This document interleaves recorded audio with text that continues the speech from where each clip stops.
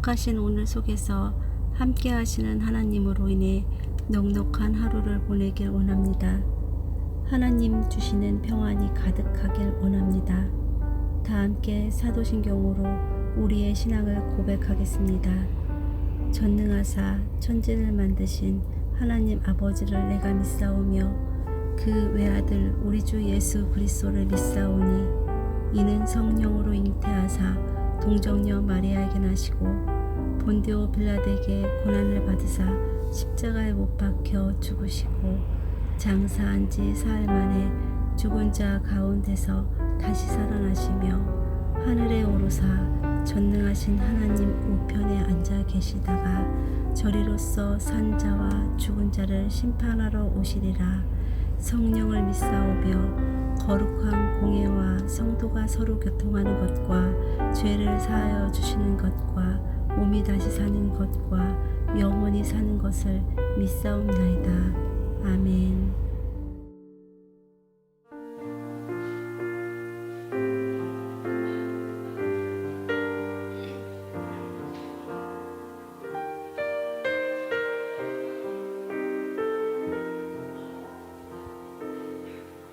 고달픈 삶의 은혜도 무뎌지고 곧 사라질 것에 내 맘 두네. 헛되고 헛된 것들을 바라보며 그 은혜를 놓치며 살았네. 주어진 삶을 묵묵히 살아가며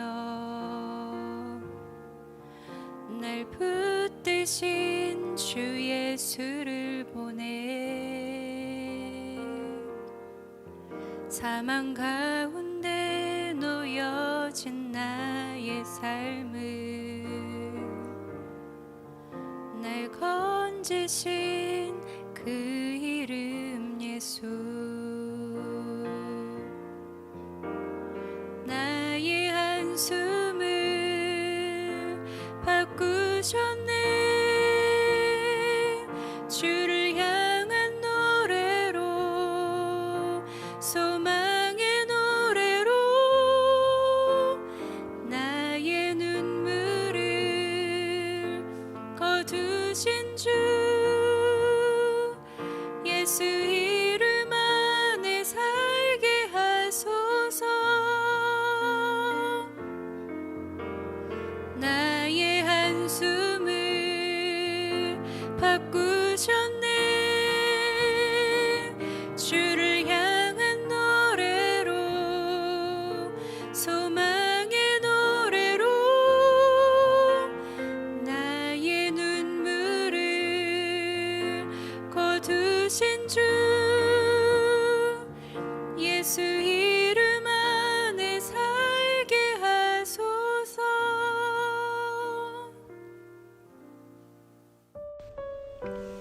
오늘 우리가 함께 나눌 말씀은 예레미야 38장 17절부터 23절까지입니다.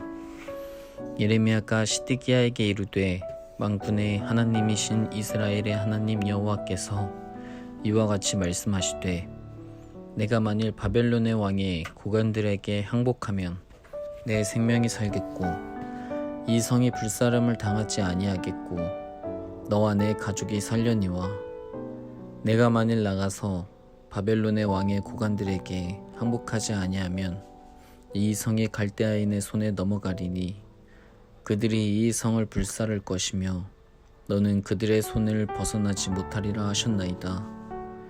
시드기야 왕이 예레미야에게 이르되 나는 갈대아인에게 항복한 유다인을 두려워하노라. 염려하건대 갈대아인이 나를 그들의 손에 넘기면 그들이 나를 조롱할까 하노라 하는지라. 예레미야가 이르되 그 무리가 왕을 그들에게 넘기지 아니하리이다 원하옵나니 내가 왕에게 아뢰는 바 여호와의 목소리에 순종하소서. 그리하며 왕이 복을 받아 생명을, 그러나 만일 항복하기를 거절하시면 여호와께서 내게 보이신 말씀대로 되리이다. 보라, 곧 유다 왕궁에 남아있는 모든 여자가 바벨론 왕의 고관들에게로 끌려갈 것이요, 그 여자들은 내게 말하기를 내 친구들이 너를 꿰어 이기고 내 발이 진흙에 빠짐을 보고 물러갔도다 하리라. 내 아내들과 자녀는 갈대아인에게로 끌려가겠고 너는 그들의 손에서 벗어나지 못하고 바벨론 왕의 손에 잡히리라. 또 내가 이 성읍으로 불사름을 당하게 하리라 하셨나이다. 아멘. 반갑습니다. 오늘 예레미야 38장 17절부터 23절을 중심으로 그것보다 크다라는 주제의 말씀을 함께 나누겠습니다. 시드기야 왕은 진흙 감옥에 갇혀서 거의 죽음 직전에 있던 예레미야를 구출했습니다. 그리고는 하나님의 말씀에 대해 다시 한번 물었죠. 이제까지는 예레미야를 통해 전해지는 하나님의 말씀에 대해서 그저 뜬구름 잡는 정도로 느꼈지만 자기 삶에 이루어지는 모든 일들이 하나님의 말씀이 진짜였다는 걸 계속해서 증거하고 있었기 때문에 이제는 하나님의 말씀에 대해 진지하게 다시 들어보기로 한 겁니다. 예레미야는 이제까지 했던 하나님의 말씀을 시드기야에게 다시 한번 전합니다. 그 내용은 바벨론에 항복해라, 그리고 예루살렘 성에 남아있으려고 하지 마라, 이런 말이었습니다. 17절입니다.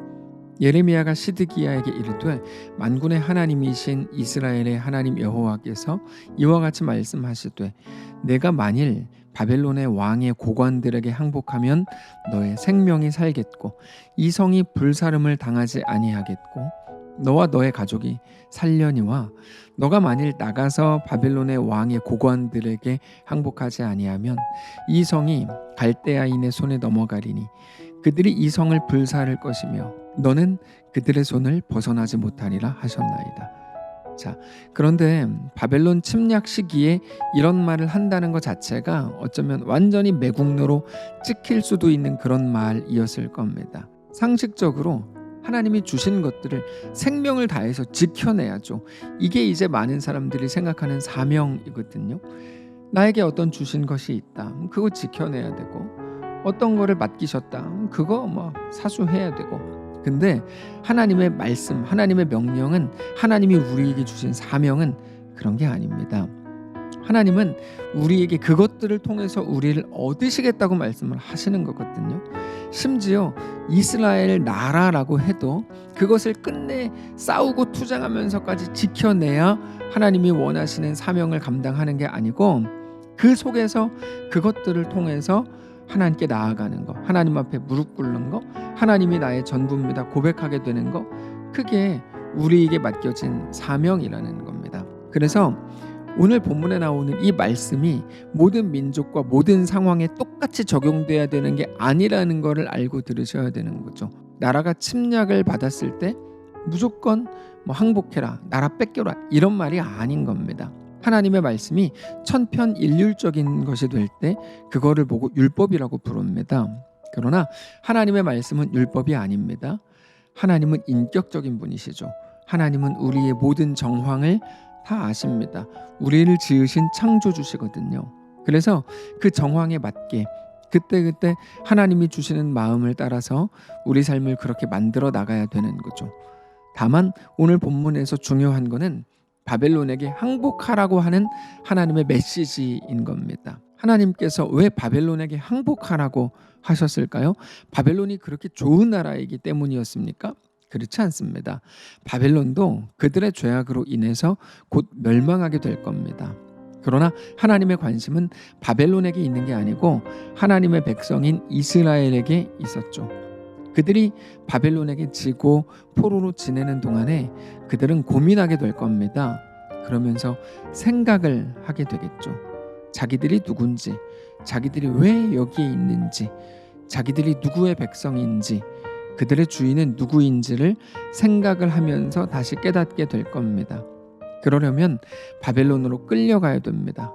거기에 안 가겠다고 버티면 여기서는 절대로 그들은 그런 생각을 하게 될 수가 없기 때문입니다. 그래서 바벨론으로 끌려가라는 거죠. 자주 말씀드리지만 바벨론은 그래서 학교입니다. 우리 앞에 있는 모든 고난이 그렇듯이 모든 그런 정황들은 학교이죠. 물론 어떤 아이들은 학교에 가서 친구들과 놀고 싶어 하지만 대부분의 아이들은 학교에 가기 싫습니다. 학교에 가면 공부를 해야 되죠. 그리고 선생님은 꼭 학생이 생각할 때 쓸데없다고 생각되는 그런 종류의 숙제를 내주죠. 그래서 싫어요. 그냥 체육만 했으면 좋겠는데 음악을 하게 하고 영어를 하게 하고 심지어 수학을 하게 합니다. 그게 너무 싫습니다. 그래서 이거를 도대체 밖에 나가서 어디에다가 써먹으라고 수학을 배웁니까? 그러면서 못된 놈들은 친구들을 선동합니다. 그래서 학교에 가기가 싫습니다. 자기 생각과 다르기 때문입니다. 부모가 아무리 설득을 하고 아침밥을 해 먹이고 온갖 서포트를 다 하지만 아이는 학교에 가기가 싫습니다. 그래도 가야죠. 지금 예레미야가 그거를 말하고 있는 겁니다. 학교 가라는 겁니다. 바벨론 학교에 안 갈 생각하지 말고 거기 가면 뭐 선생님이 나를 싫어하고요. 친구들이 나를 뭐 어떻게 하고요. 막 뭐가 어떻고요. 뭐 공부해야 되고요. 여러 가지 이야기를 시드기야가 말하고 있지만 학교 안 갈 생각하지 말고 학교 가라 이거죠. 오히려 여기 남아 있으면 학교에 안 가면 너네가 성장할 길이 없다 이 말입니다. 그래서 남아 있으면 죽고 망하게 될 거고 바벨론에 항복하면 그러면 그때 바벨론의 학교에 가서 하나님의 온전한 백성으로 세워지는 겁니다. 예레미야가 그거를 설명했습니다. 그러자 시드기야가 예레미야에게 전혀 의외의 말을 합니다.